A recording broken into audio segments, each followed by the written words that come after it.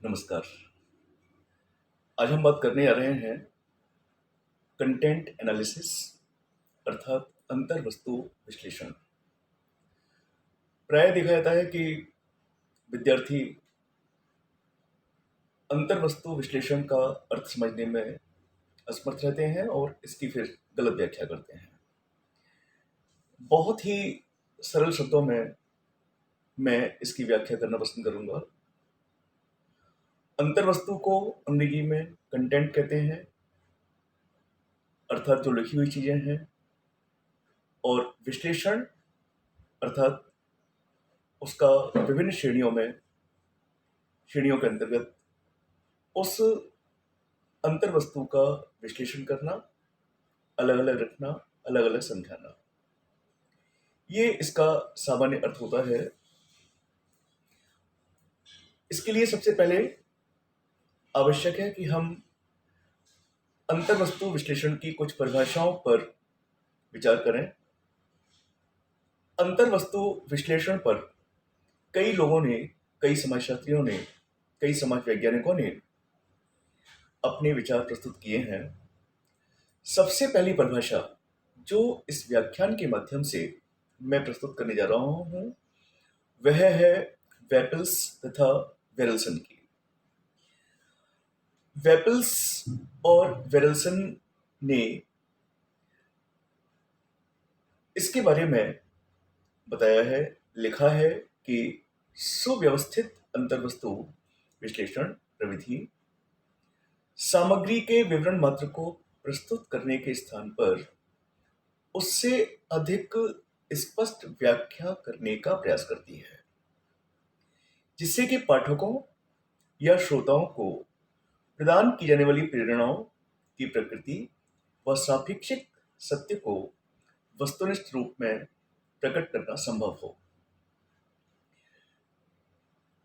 इस परिभाषा में जो विशेष बातें सामने आई हैं, एक तो ये कि अंतर्वस्तु विश्लेषण शोध की एक प्रविधि है, विश्लेषण प्रविधि है, और ये जो है प्रयास करती है कि जो भी कंटेंट है, जो भी अंतर्वस्तु है, उसकी स्पष्ट व्याख्या की जाए और साथ ही जो कंटेंट है उसको वस्तुनिष्ठ रूप में प्रकट किया जाए। तो विश्लेषण प्रविधि उस सामग्री का विश्लेषण है। सरल शब्दों में हम बात करें कि कंटेंट एनालिसिस उस सामग्री का विश्लेषण है जिसे पाठकों के लिए प्रस्तुत किया जाता है, और कंटेंट एनालिसिस कोई विवरणात्मक व्याख्या नहीं है, अपितु इस प्रकार की व्याख्या प्रस्तुत करता है जो अधिक स्पष्ट और वस्तुनिष्ठ हो, जिससे कि जो पाठक हैं या श्रोता हैं उनके लिए जो प्रदान की जाने वाली प्रेरणाएं हैं वो वैज्ञानिक तौर पर प्रकट हों। दूसरी परिभाषा मैं श्रीमती पीवी यंग, जो कि समाजशास्त्र के विद्यार्थियों के लिए चिर परिचित नाम है, उनके जो विचार हैं कंटेंट एनालिसिस को लेकर के, उनके विचारों को प्रस्तुत कर रहा हूं। मिसेज पीवी यंग के अनुसार अंतर वस्तु विश्लेषण साक्षात्कारों, प्रश्नावलियों, अनुसूचियों तथा अन्य लिखित या मौखिक भाषागत अभिव्यक्तियों द्वारा प्राप्त शोध तथ्यों के अंतर्वस्तु का क्रमबद्ध, वस्तुनिष्ठ तथा परिमाणात्मक वर्णन के लिए अपनाई जाने वाली एक शोध प्रविधि है। तो बहुत ही स्पष्ट शब्दों में आपने बताया है कि अंतर्वस्तु विश्लेषण, कंटेंट एनालिसिस, साक्षात्कार, प्रश्नावली, अनुसूची जैसा ये शोध की प्रविधियां हैं, तथा अन्य भाषागत अभिव्यक्तियों, अर्थात जो कहा गया हो किसी विषय को लेकर के, किसी भी घटना को लेकर के, तो इस सब के द्वारा जो अंतर्वस्तु प्राप्त की जाती है, जो कंटेंट प्राप्त किए जाते हैं, उन कंटेंट्स को क्रमबद्ध तरीके से, वस्तुनिष्ठ तरीके से परिमाणात्मक वर्णन जो किया जाता है, उसी को हम अंतर्वस्तु विश्लेषण कहते हैं। अंतर्वस्तु विश्लेषण का संबंध संचार के अथवा भाषागत अभिव्यक्तियों द्वारा प्राप्त तथ्यों के अंतर्वस्तु से होता है। निश्चित रूप से ये इसकी महत्वपूर्ण विशेषता है कि इसका संबंध संचार अथवा भाषागत अभिव्यक्तियों द्वारा जो प्राप्त तथ्य हैं उनके अंतर्वस्तु से इसका संबंध है। इसकी दूसरी विशेषता है कि कंटेंट एनालिसिस के अंतर्गत उन कंटेंट्स का अध्ययन किया जाता है, उन कंटेंट्स का विश्लेषण किया जाता है जो प्रकट हों, जो मैनिफेस्ट हों, अर्थात जो एक वैज्ञानिक के लिए, अनुसंधानकर्ता के लिए बाह्य तौर पर निरीक्षण करने योग्य हों। इसकी अगली विशेषता है कंटेंट एनालिसिस के द्वारा अनुसंधानकर्ता शोध तथ्यों के अंतर्वस्तु का विश्लेषण करते हैं,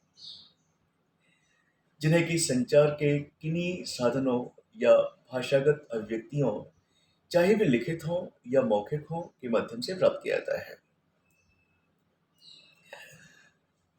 तो इस प्रकार से कंटेंट एनालिसिस समाजशास्त्रीय अध्ययनों में विशेष रूप से महत्वपूर्ण है। इसके महत्व को विस्तार से जानने के लिए थोड़ा अब ये हम और बात करते हैं। गुणात्मक विषयों का परिमाणात्मक अध्ययन करना इस प्रविधि की सहायता से संभव होता है। जैसा हम जानते हैं कि समाजशास्त्रीय अध्ययनों में गुणात्मक तथ्यों का विशेष महत्व है, गुणात्मक विषयों का विशेष महत्व है। तो ये प्रविधि अनुसंधानकर्ता के लिए गुणात्मक विषयों का परिमाणात्मक अध्ययन करना संभव बनाती है। संचार के विभिन्न साधनों की प्रकृति को स्पष्ट करने में अंतर्वस्तु विश्लेषण प्रविधि अपना महत्वपूर्ण योगदान देती है। संचार के अंतरराष्ट्रीय आधारों का तुलनात्मक अध्ययन भी अंतर्वस्तु विश्लेषण पद्धति की सहायता से संभव होता है। प्रचार की विधियों का जनता पर पड़ने वाले प्रभावों की प्रकृति के संबंध में अध्ययन भी इस प्रविधि की सहायता से वैज्ञानिक रूप में किया जा सकता है। जनमत को जानना भी इस प्रविधि के माध्यम से संभव है और विशेष रूप से कंटेंट एनालिसिस जो पद्धति है, प्रविधि है, वो व्यक्तित्व के अध्ययन में बहुत ज़्यादा सहायक सिद्ध हुई है। समूह या समुदाय के मनोवैज्ञानिक झुकाव का अध्ययन इस प्रविधि के द्वारा संभव होता है। जैसे हम जानते हैं, समाचार पत्र, पत्रिकाओं में प्रकाशित लेख, कहानी, रेडियो कार्यक्रम आदि के अंतर्वस्तु का विश्लेषण करने पर एक समूह या समुदाय विशेष के मनोवैज्ञानिक झुकाव का स्वतः ही पता चल सकता है। इससे प्रशासकों अर्थात एडमिनिस्ट्रेटर्स, समाज सुधारकों, पॉलिसी मेकर्स आदि को अपने अपने कार्य को संबोधित व व्यवस्थित करने में बहुत मदद मिलती है। लेकिन इसकी कुछ सीमाएं भी हैं। इसकी सीमा यह है कि क्षेत्र अध्ययन कार्य अर्थात फील्ड वर्क में इस प्रविधि का प्रयोग नहीं किया जा सकता। समाजशास्त्री अध्ययनों में फील्ड वर्क बहुत महत्वपूर्ण होता है, परंतु ये ध्यान रख लें कि फील्ड वर्क में इस प्रविधि का प्रयोग नहीं किया जा सकता।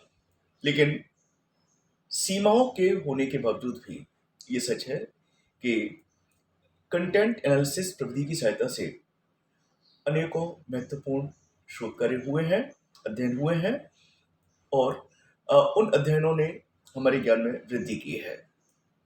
धन्यवाद।